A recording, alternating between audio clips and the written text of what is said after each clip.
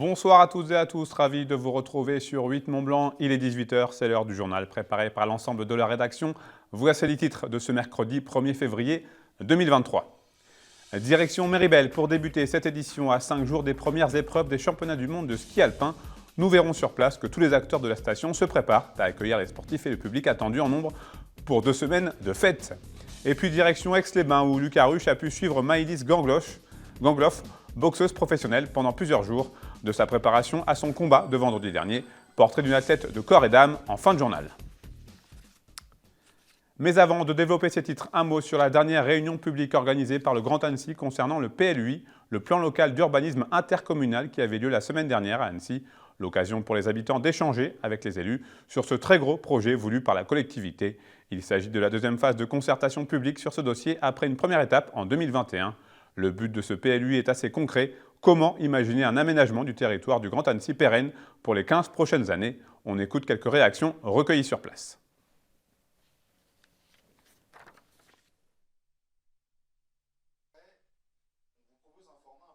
C'était pour nous une manière de travailler avec les grands Annéciens sur la trajectoire que nous allons mener pour urbaniser notre territoire pour les 15 prochaines années. Donc c'est ensemble, élus et habitants, où nous allons travailler pour préparer ce territoire pour nos enfants et nos petits-enfants. On souhaite que les Annéciens participent. Et quand ils sont assis, c'est plus compliqué, c'est plutôt descendant. Et là, on voulait que ça soit plutôt ascendant. Les gens se lèvent, viennent participer, discuter entre eux aussi, entre habitants, pour échanger. Chacun n'a pas forcément le même avis. Et donc, ensemble, ils nous fassent des propositions que nous intégrons. Comme je travaille dans une association, du coup en alternance, moi je suis dans l'entreprise Solia, donc Solidaire pour l'habitat, où forcément c'est un enjeu qui est assez important, de pouvoir loger tout le monde et vraiment travailler sur cet aspect social, on va dire.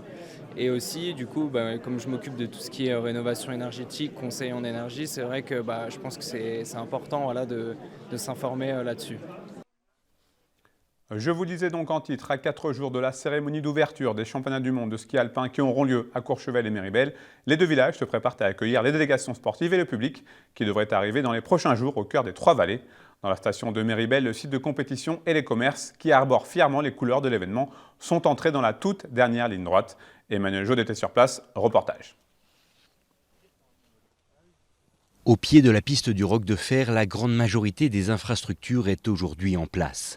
À quelques jours de l'arrivée des meilleurs skieurs du monde, on peaufine donc les derniers réglages. Car un championnat du monde, cela ne se prépare pas à la légère. Une anticipation partagée au cœur même du village où la plupart des enseignes affichent déjà les fanions, les mascottes et autres drapeaux de l'événement. La commune en soi, elle équipe déjà toutes les boutiques des différents drapeaux, des différents BPLV qu'on peut mettre en avant pour les championnats du monde. Donc ça, ils ont bien fourni toute la station. Hein. Et puis après, comme dit, nous, on a aussi notre petite collection de Fusalpes qui a l'effigie de l'équipe nationale de Grande-Bretagne. Donc c'est vrai que là-dessus, on est plutôt bien équipés. Mais là, pour cette saison, je ne sais pas si ça va forcément ramener plus de chiffres et plus de personnes dans les boutiques, peut-être plus de promeneurs, mais pas forcément plus d'achats. Car si la destination affiche complet depuis de nombreux mois déjà, plusieurs hôtels sont réservés par les équipes de compétiteurs et leur encadrement. Pour autant, sur place, on reste convaincu de l'impact d'un tel événement sur l'économie locale et que les retombées générées par la manifestation seront à la hauteur des espérances. Alors déjà, je vais rassurer nos clients. 85% de l'hébergement était disponible pour nos clients, en sachant que 99% du domaine skiable est libre. Donc vous pouvez bénéficier de vos vacances et vivre une expérience avec l'événement sportif, c'est important. Avec la couverture médiatique internationale, c'est très important pour nous. Ça va 15 jours, on va parler de Courchevel et Méribel, donc c'est un événement majeur. À moins de 4 jours de la cérémonie d'ouverture, tous les feux sont donc au vert. Ne reste plus qu'à patienter jusqu'à l'arrivée des quelques 600 athlètes qui devraient attirer plus de 20 000 personnes chaque jour du 6 au 19 février prochain. Si vous êtes amateur de rugby, vous n'êtes pas sans savoir que la France accueillera la Coupe du Monde de la discipline à partir du vendredi 8 septembre prochain. Le Conseil départemental de Haute-Savoie a profité de l'occasion pour mettre en place un plan rugby cette année. Les grandes lignes de cette opération ont été présentées ce lundi soir à Rumilly devant les représentants des 14 clubs du département. Au total, c'est une enveloppe de 15 millions d'euros qui a été votée et qui servira à l'ensemble du monde de l'Ovalie haute-savoyarde. Plus de précisions avec ce reportage signé une nouvelle fois Emmanuel Jaude. 15 millions d'euros. De mémoire de clubs locaux, jamais on n'avait reçu une telle aide à l'échelle départementale. Il faut dire que les 14 clubs de rugby de Haute-Savoie connaissent tous un développement de leurs effectifs ces dernières années.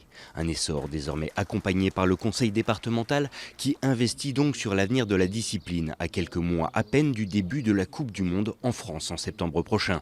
Alors le plan rugby, c'est un peu comme tous les plans que l'on a fait jusque-là depuis notre élection. C'est déjà une écoute du territoire sur les besoins et notamment aujourd'hui à l'endroit de l'Ovalie et du rugby, du sport qui soit pour la jeunesse, le sport féminin et le sport masculin jusqu'à l'élite.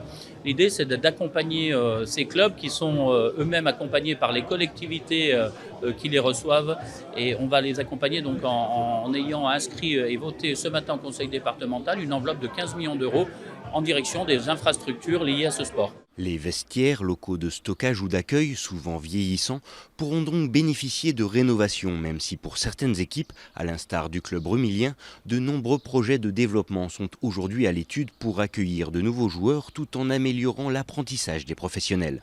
On a accédé à la Nationale 2 cette année, ce qui nous oblige à avoir un centre d'entraînement labellisé, donc il faut une structure, des infrastructures, plus des éducateurs forcément formés. Donc oui, l'investissement sur un club comme Rumilly, il est conséquent, énorme. Un niveau intermédiaire comme le nôtre, c'est des sacrés challenges, de faire cohabiter le monde pro, le monde amateur. On a beaucoup de sujets à traiter et on souhaite continuer à structurer le club, à avancer avec des fondations solides, à le pérenniser de façon très forte. Donc les collectivités, leur rôle est essentiel. Et puis forcément les partenaires privés aussi. On est passé à 180 partenaires, on a doublé notre budget en l'espace de 5 ans. Donc il y a un gros travail de fond qui est fait. Et bien sûr, on espère une belle victoire de l'équipe de France cette année pour que on puisse encore aller un peu plus vite dans les développements. Une croissance que tous les dirigeants de clubs anticipent avec une traditionnelle hausse du nombre de nouveaux adeptes attendus au terme de la Coupe du Monde. Une tendance qui sera bien sûr encore renforcée si l'équipe de France poursuit sur sa lancée en répondant présent devant son public début septembre prochain. Une rencontre tout en punch pour aller jusqu'à la fin de ce journal. Maëlys Gangloff est une boxeuse professionnelle originaire de Savoie. Cette jeune femme de 26 ans vient tout juste de remporter les championnats d'Europe de boxe féminin EBU dans la catégorie coq. À l'occasion du gala de boxe d'Aix-les-Bains, Lucas Ruche a pu la rencontrer. Portrait long format d'une athlète pas comme les autres qui a pris des coups mais qui a su les rendre. Le vainqueur du podium ce soir, merci de faire un bruit un peu dans l'applaudissement pour Maëlys.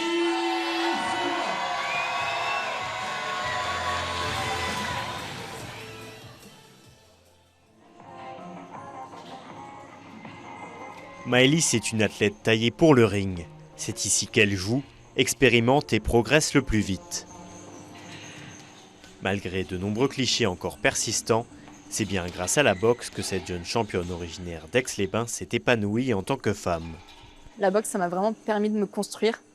Et c'est bizarre parce que c'est un sport un peu considéré comme archaïque, viriliste, violent et compagnie. Et en réalité, moi, ça m'a vraiment...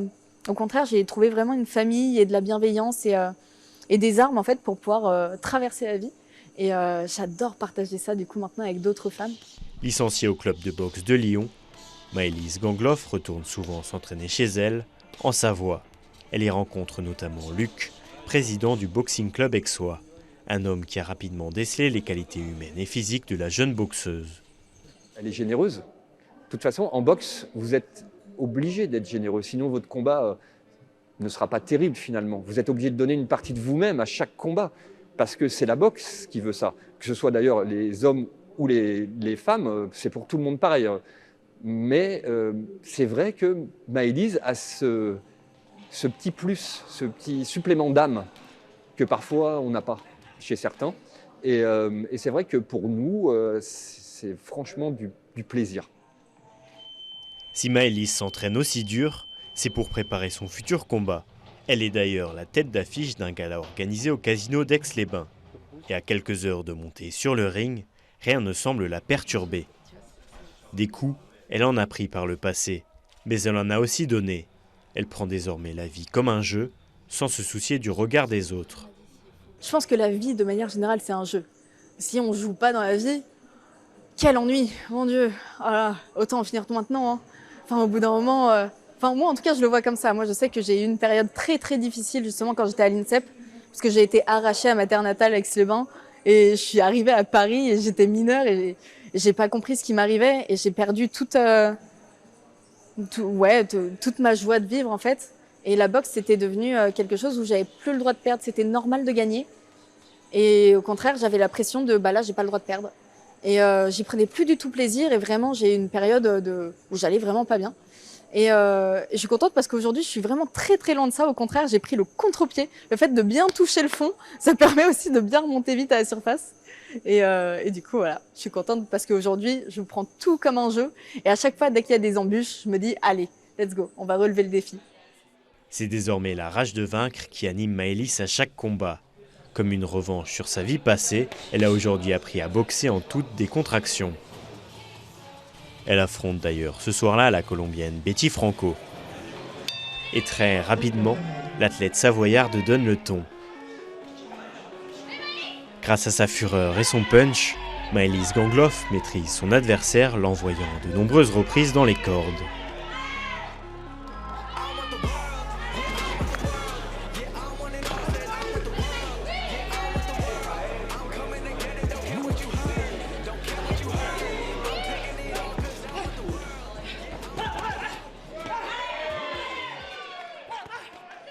Pour Maëlys Gangloff, la boxe est un sport et la vie est un jeu.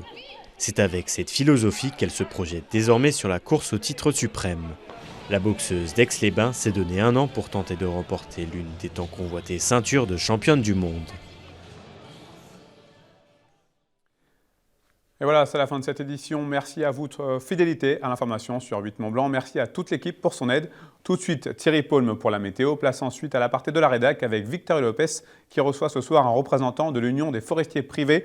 Un autre rendez-vous à vous donner, ce sera ce jeudi à partir de 10h20 sur l'antenne de 8 Mont Blanc et sur Facebook, la chaîne de Facebook, pour suivre en direct la Coupe du Monde de Télémark du côté des Contamines Montjoie. Première manche à 10h30, prise d'antenne vers 10h20, deuxième manche à 13h. Passez une très belle soirée, prenez soin de vous. Je vous retrouverai Victoria Lopez pour le JT ce jeudi.